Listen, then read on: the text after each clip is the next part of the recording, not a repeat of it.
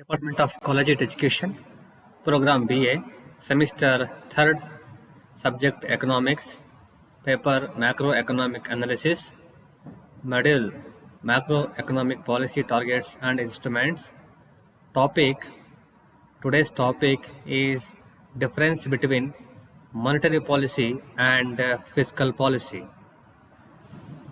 ಕುವೆಂಪು ವಿಶ್ವವಿದ್ಯಾನಿಲಯದ 3ನೇ ಸೆಮಿಸ್ಟರ್ಗೆ ಸಂಬಂಧಿಸಿದಂತೆ ಸಮಗ್ರ ಆರ್ಥಿಕ ವಿಶ್ಲೇಷಣೆ ಪತ್ರಿಕೆಯ ಸಮಗ್ರ ಆರ್ಥಿಕ ನೀತಿ ಗುರಿಗಳು ಮತ್ತು ಸಾಧನಗಳು ಈ ಅಧ್ಯಾಯದ ಅಡಿಯಲ್ಲಿ ಬರ್ತಕ್ಕಂತಹ ಹಣಕಾಸು ನೀತಿ ಮತ್ತು ವಿತ್ತೀಯ ನೀತಿಯ ನಡುವಿನ ವ್ಯತ್ಯಾಸಗಳನ್ನು ಕುರಿತು ನಾವು ಇಂದು ಚರ್ಚಿಸೋಣ.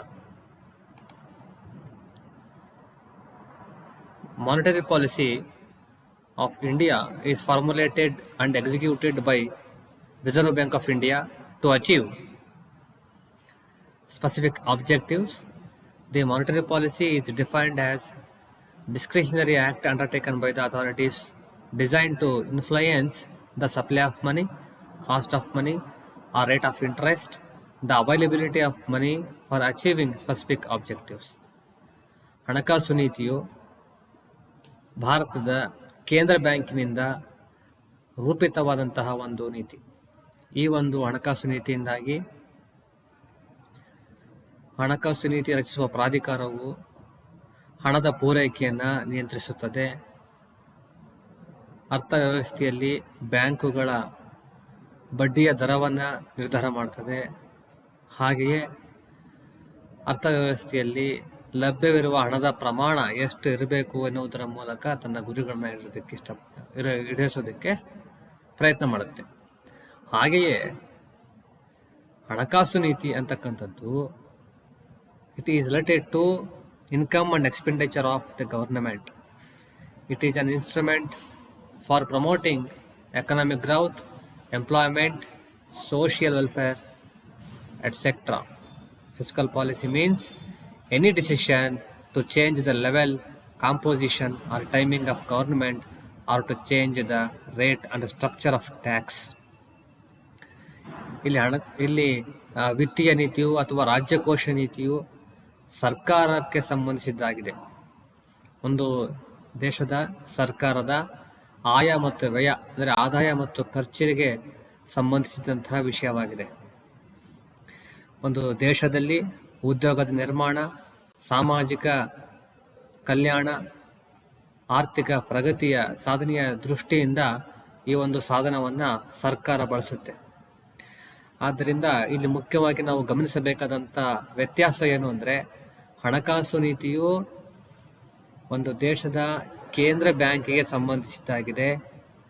ರಾಜ್ಯಕೋಶ ನೀತಿಯು ಒಂದು ದೇಶದ ಸರ್ಕಾರಕ್ಕೆ ಸಂಬಂಧಿಸಿದ ವಿಷಯವಾಗಿದೆ ಅನ್ನುವಂಥದ್ದು.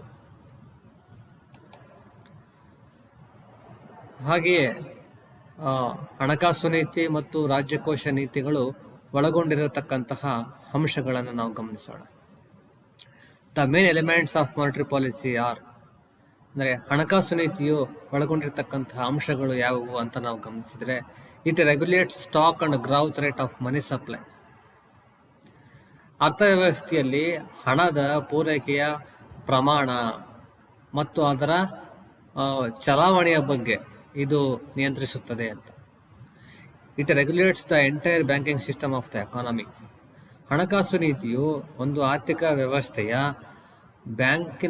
ಬ್ಯಾಂಕ್ ವ್ಯವಸ್ಥೆಯನ್ನು ಸಂಪೂರ್ಣವಾಗಿ ಅದು ನಿಯಂತ್ರಿಸುತ್ತದೆ.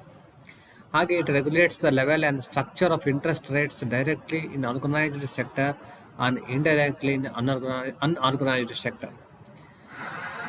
ಅಂದರೆ ಹಣಕಾಸು ನೀತಿಯು ಒಂದು ದೇಶದಲ್ಲಿ ಬಡ್ಡಿಯ ದರಗಳನ್ನು ನಿಯಂತ್ರಿಸುತ್ತದೆ ಅನ್ನುವಂಥದ್ದು. ಬಡ್ಡಿಯ ದರಗಳ ಮೂಲಕ ಹಣದ ಚಲಾವಣೆಯನ್ನು ಇದು ನಿಯಂತ್ರಿಸುತ್ತದೆ ಅನ್ನುವಂಥದ್ದು. ಹಾಗೆ it determines the allocation of loans among different sectors.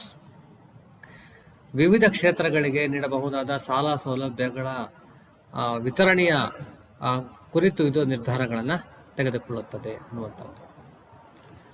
ಆದರೆ ವಿತ್ತೀಯ ನೀತಿ, ರಾಜ್ಯಕೋಶ ನೀತಿಯು ಯಾವುದಕ್ಕೆ ಸಂಬಂಧಿಸಿದೆ ಅನ್ನೋದಾದರೆ, fiscal incentives in the form of tax concession subsidies are preferable. ಅಂದರೆ ಈ ಒಂದು ಉದ್ಯಮಗಳ ಸ್ಥಾಪನೆಗಾಗಿರ್ಬೋದು, ವಿವಿಧ ಕ್ಷೇತ್ರಗಳ ವಿಸ್ತರಣೆಗೆ ತೆರಿಗೆ ವಿನಾಯಿತಿಗಳನ್ನು ನೀಡ್ತಕ್ಕಂಥದ್ದು ಅಥವಾ ಸಬ್ಸಿಡಿಗಳನ್ನು ನೀಡ್ತಕ್ಕಂಥ ಸೌಲಭ್ಯವನ್ನು ಇದು ಹೊಂದಿದೆ. ಹಾಗೆ ರಾಜ್ಯಕೋಶ ನೀತಿಯು taxation and resource mobilisation for the growth, ಅಂದರೆ ಒಂದು ದೇಶದ ಬೆಳವಣಿಗೆಗೆ ಪೂರಕವಾದಂತಹ ಹಣಕಾಸಿನ ಸಂಪನ್ಮೂಲವನ್ನು ತೆರಿಗೆಯ ಮೂಲಕ ಸಂಗ್ರಹಿಸುವ ವಿಧಾನಗಳನ್ನು ಇದು ಚರ್ಚಿಸುತ್ತೆ. ಹಾಗೆ ನಾವು ವಿತ್ತೀಯ ನೀತಿಯಲ್ಲಿ ಡೆಫಿಸಿಟ್ ಫೈನಾನ್ಸ್, ಕೊರತೆ ಹಣಕಾಸು ಬಗ್ಗೆ ನಾವು ಚರ್ಚೆ ಮಾಡ್ತೇವೆ ಅನ್ನುವಂಥದ್ದು. ಡೆಫಿಸಿಟ್ ಫೈನಾನ್ಸ್ ಅಂತಂದರೆ ಕಂದಾಯ ಮತ್ತು ಬಂಡವಾಳ ಆದಾಯಕ್ಕಿಂತ ಖರ್ಚು ಅಧಿಕವಾಗಿರುವಂತಹ ಒಂದು ಸನ್ನಿವೇಶ. ಹಾಗೆಯೇ attainment of equality in incomes, wealth and opportunities. ರಾಜ್ಯಕೋಶ ನೀತಿಯು ಆರ್ಥಿಕ ವ್ಯವಸ್ಥೆಯಲ್ಲಿ ಆದಾಯದ ಅಸಮಾನತೆಯನ್ನು ಕಡಿಮೆ ಮಾಡೋದು, ಸಂಪತ್ತನ್ನು ವೃದ್ಧಿಸುವಂಥದ್ದು ಹಾಗೂ ಉದ್ಯೋಗಾವಕಾಶಗಳನ್ನು ಸೃಷ್ಟಿಸುವಂತಹ ನೇರ ಕೆಲಸಗಳಿಗೆ ವಿತ್ತೀಯ ನೀತಿಯು ಸಹಾಯಕಾರಿಯಾಗಿದೆ ಅನ್ನುವಂಥದ್ದು. ಹಾಗಾಗಿ ಈ ಗುರಿ ಸಾಧನೆಗಳಲ್ಲಿ ಅಳವಡಿಸಿಕೊಂಡಿರ್ತಕ್ಕಂತಹ ಸಾಧನಗಳು ಇಲ್ಲಿ ಹಣಕಾಸು ನೀತಿಯಲ್ಲಿ ಮತ್ತು ರಾಜ್ಯಕೋಶ ನೀತಿಯಲ್ಲಿ ಬೇರೆ ಬೇರೆಯಾಗಿರ್ತವೆ ಅಂತಕ್ಕಂಥದ್ದು. Objectives of monetary policy and objectives of fiscal policy. ಹಣಕಾಸು ನೀತಿ ಮತ್ತು ರಾಜ್ಯಕೋಶ ನೀತಿಯ ಉದ್ದೇಶಗಳು. ನಾವು ಉದ್ದೇಶಗಳನ್ನು ನೋಡಿದಾಗ ಸಹಜವಾಗಿಯೇ ಅದು ಎರಡೂ ನೀತಿಗಳ ಉದ್ದೇಶಗಳು ಕೂಡ ಒಂದೇ ಆಗಿರ್ತವೆ. ಇಲ್ಲಿ ಒಂದು ದೇಶದ ಉದ್ಯೋಗದ ಪ್ರಮಾಣ ಅಂದರೆ ಪೂರ್ಣೋದ್ಯೋಗ ಸ್ಥಾಪನೆಯ ಉದ್ದೇಶ ಆಗಿರ್ಬೋದು, ಬೆಲೆಗಳ ಸ್ಥಿರತೆಯನ್ನು ಕಾಪಾಡೋದಾಗಿರ್ಬೋದು, ಆರ್ಥಿಕ ಬೆಳವಣಿಗೆ ಸಾಧಿಸೋದಾಗಿರ್ಬೋದು, ಆರ್ಥಿಕ ಅಸಮಾನತೆಯನ್ನು ದೂರ ಮಾಡೋದಾಗಿರ್ಬೋದು, ಹಾಗೆಯೇ ಆರ್ಥಿಕ ಬೆಳವಣಿಗೆ ಸಾಧನೆ ಹಾಗೂ ಉದ್ಯೋಗ ಸೃಷ್ಟಿಯಾಗಿರ್ಬೋದು. ಇಲ್ಲಿ ಸ್ವಲ್ಪ ನಾವು ವ್ಯತ್ಯಾಸವನ್ನು ಗಮನಿಸ್ಬೋದು. ಹಣಕಾಸು ನೀತಿಯ ಪ್ರಮುಖವಾದಂತಹ ಉದ್ದೇಶಗಳಲ್ಲಿ ಸೇವಿಂಗ್ಸ್ ಆ್ಯಂಡ್ ಇನ್ವೆಸ್ಟ್ಮೆಂಟ್ ಬರ್ತದೆ. ಅಂದರೆ ಹೂಡಿಕೆಯನ್ನು ಮತ್ತು ಉಳಿತಾಯವನ್ನು ಹೆಚ್ಚು ಮಾಡುವಂಥ ಕೆಲಸ. ಅಪ್ರತ್ಯಕ್ಷವಾಗಿ ನಾವು ಫಿಸಿಕಲ್ ಪಾಲಿಸಿಯಲ್ಲೂ ಕೂಡ ನಾವು ಇದನ್ನು ಗಮನಿಸ್ತೇವೆ.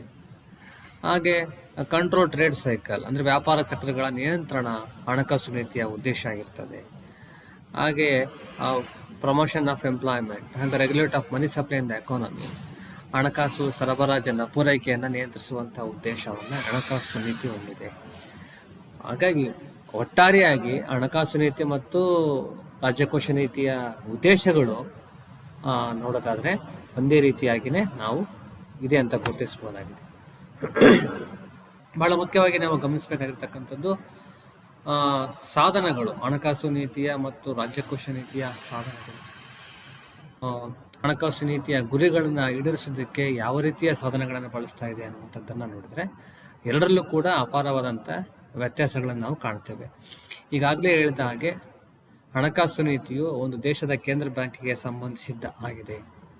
ಅಲ್ಲಿ ಅದು ಬಳಸ್ತಕ್ಕಂಥ ಸಾಧನಗಳು ಯಾವುವು ಅಂದರೆ ಬ್ಯಾಂಕ್ ರೇಟ್, ಬ್ಯಾಂಕು ದರ, ಹಾಗೆ ಸ್ಟ್ಯಾಚ್ಯುಟರಿ ಲಿಕ್ವಿಡಿಟಿ ರೇಷಿಯೋ, ಶಾಸನಬದ್ಧ ಮೀಸಲು ಅನುಪಾತ, ಓಪನ್ ಮಾರ್ಕೆಟ್ ಆಪರೇಷನ್ಸ್, ಮುಕ್ತ ಮಾರುಕಟ್ಟೆ ಕಾರ್ಯಾಚರಣೆ, ಕ್ಯಾಶ್ ರಿಸರ್ವ್ ರೇಷಿಯೋ ಆಗಿರ್ಬೋದು, ರೆಪೋ ರೇಟ್ ಆಗಿರ್ಬೋದು, reverse repo rate, margin requirement, credit ceiling, direct action, moral persuasion, ಇಂತಹ ಅನೇಕ ಸಾಧನಗಳ ಮೂಲಕ ಆರ್ಥಿಕ ವ್ಯವಸ್ಥೆಯಲ್ಲಿ ಹಣದ ಪೂರೈಕೆಯನ್ನು, ಹಣದ ಚಲಾವಣೆಯನ್ನು ಹಣಕಾಸು ನೀತಿಯು ನಿಯಂತ್ರಿಸುತ್ತದೆ ಅನ್ನುವಂಥದ್ದು. ಹಾಗೆಯೇ ರಾಜ್ಯಕೋಶ ನೀತಿಯು ತನ್ನ ಗುರಿ ಸಾಧನೆಗಾಗಿ ಬಳಸುವಂಥ ಸಾಧನಗಳು ಯಾವುವು ನೋಡಿದ್ರೆ ಬಜೆಟ್, ಆಯವ್ಯಯ ಆಗಿರ್ಬೋದು, ಸಾರ್ವಜನಿಕ ವೆಚ್ಚದ ಮೂಲಕ, ತೆರಿಗೆ ನೀತಿಗಳ ಮೂಲಕ, ಸಾರ್ವಜನಿಕ ಸಾಲದ ಮೂಲಕ, ಕೊರತೆ ಹಣಕಾಸಿನ ಮೂಲಕ, ಹಾಗೆ ಸಾರ್ವಜನಿಕ ಕೆಲಸಗಳ ಮೂಲಕ ತನ್ನ ಗುರಿಯನ್ನು ಅದು ಈಡೇರಿಸಿಕೊಳ್ಳುತ್ತೆ. ಪೂರ್ಣೋದ್ಯೋಗವನ್ನು ಸ್ಥಾಪನೆ ಮಾಡೋದಾಗಿರ್ಬೋದು, ಬಡತನ ನಿರ್ಮೂಲನೆ ಆಗಿರ್ಬೋದು, ಹಾಗೆಯೇ ಆರ್ಥಿಕ ಅಸಮಾನತೆಯನ್ನು ಕಡಿಮೆ ಮಾಡೋದೇ ಆಗಿರ್ಬೋದು. ಇಂತಹ ಉದ್ದೇಶಗಳ ಈಡೇರಿಕೆಗಾಗಿ ಈ ಒಂದು ಸಾಧನಗಳನ್ನು ಇದು ಬಳಸಿಕೊಳ್ಳುತ್ತೆ ಅನ್ನುವಂಥದ್ದು.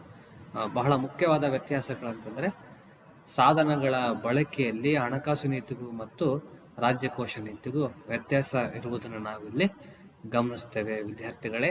ಬಹಳ ಮುಖ್ಯವಾದ ವ್ಯತ್ಯಾಸ ಅಂತಂದ್ರೆ ಹಣಕಾಸು ನೀತಿಯು ಒಂದು ದೇಶದ ಕೇಂದ್ರ ಬ್ಯಾಂಕಿಗೆ ಸಂಬಂಧಿಸಿದ್ದಾಗಿದೆ.